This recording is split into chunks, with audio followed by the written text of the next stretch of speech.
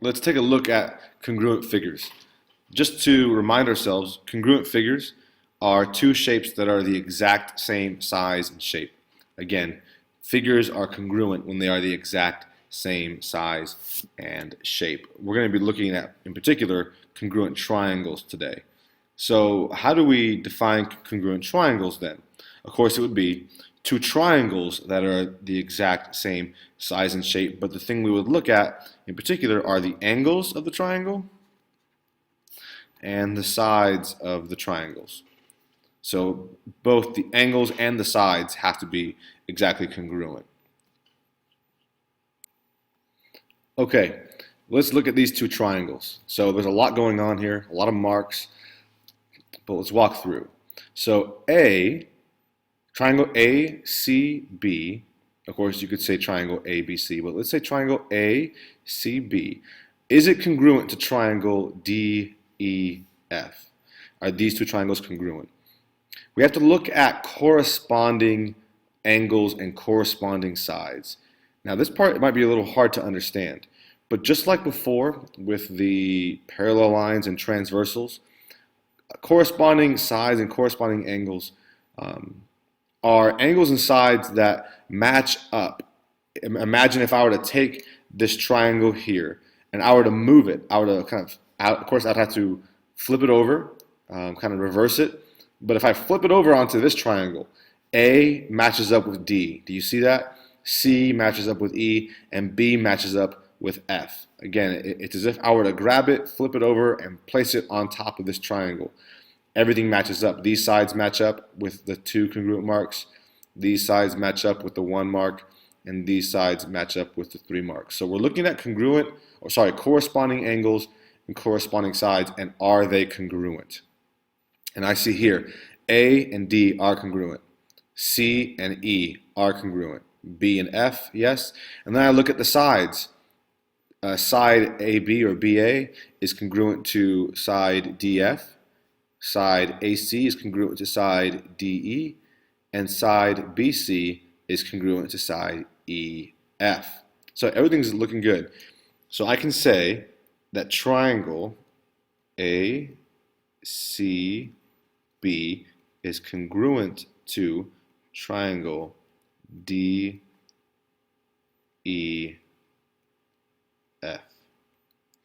This is called a congruence statement. We're gonna learn more about those in a second. Congruence statement. There's another statement you need to learn, and it's CPCT. This is short for corresponding parts of congruent triangles are congruent. Again, that is corresponding parts of congruent triangles are congruent. This is what we're looking for. This needs to be the case in order for two triangles to be congruent. Are their corresponding parts congruent? Corresponding parts of congruent triangles are congruent. Okay, that means A and D are corresponding. They need to be congruent. C and E are corresponding. They need to be congruent. These sides between them, they need to be congruent. Okay, this needs to be the case. This needs to happen in order for the shapes to be congruent. Corresponding parts of congruent triangles are congruent. And again, this is called a congruence statement. Okay, let's look here at this example. So I have two triangles, triangle ABC and triangle XYZ. Again, I need to see if the corresponding parts of my triangles are congruent. I need CPCTC. I need corresponding parts of congruent triangles to be congruent. So first I look at what's corresponding with A, and that's obviously X. A and X are congruent, good. What's corresponding with B? That is Y, and these are congruent. Corresponding with C is Z, and they are congruent. Again, I'm looking at tick marks here, 1, 1, 2, and 2, and 3, and 3. Now how about my sides? This side is corresponding with this side, and they are congruent. This side corresponds with this side, and they are congruent. This side corresponds with this side, and they are congruent.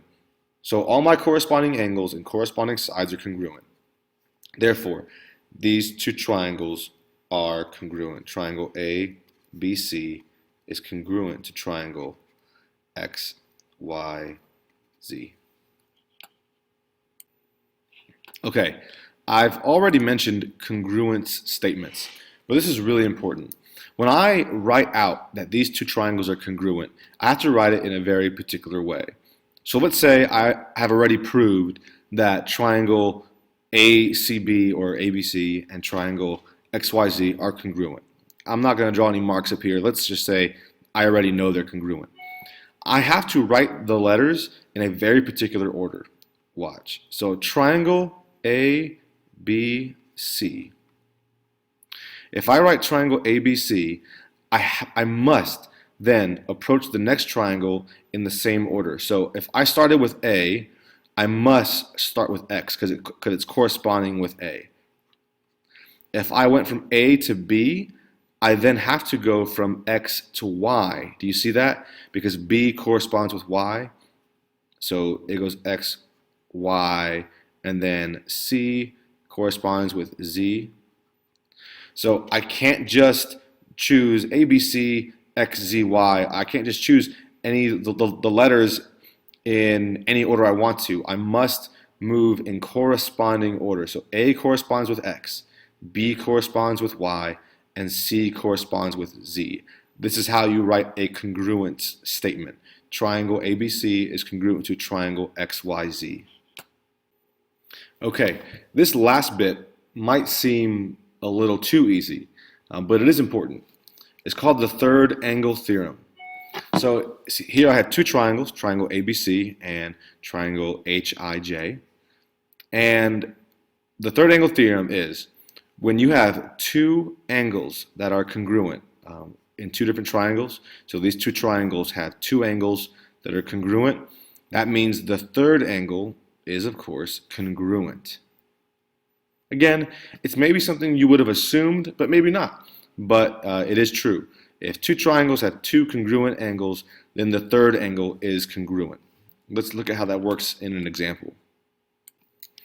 So let's draw these two triangles here.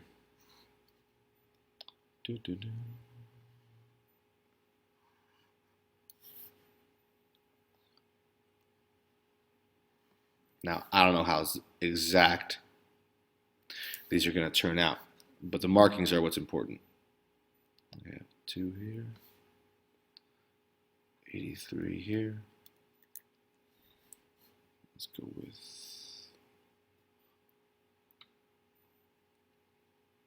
1 here.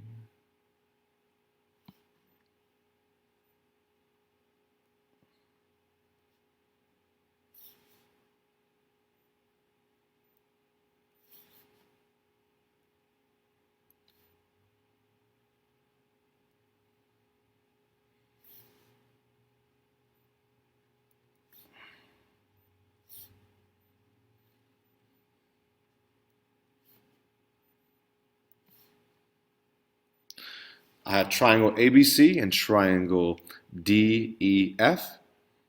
Now, this is a little different, but look closely. What really matters is these congruent marks here. I have a 1 and a 1 and a 2 and a 2. I have two different angles that are congruent across both triangles. And angle C and angle F are missing. But I can easily find angle C and angle F because I know that this is the same as this. So I actually know this is 42. And this is the same as this, so I know this is 83. If I were to just add up 83 plus 42, and we'll call this missing angle X plus X, make it equal to 180. What is 83 plus 42?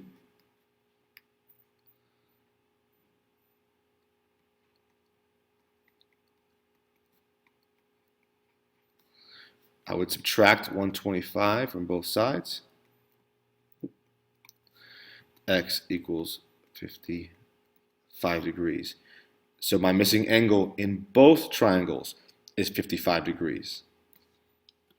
All right, that's everything. Have fun.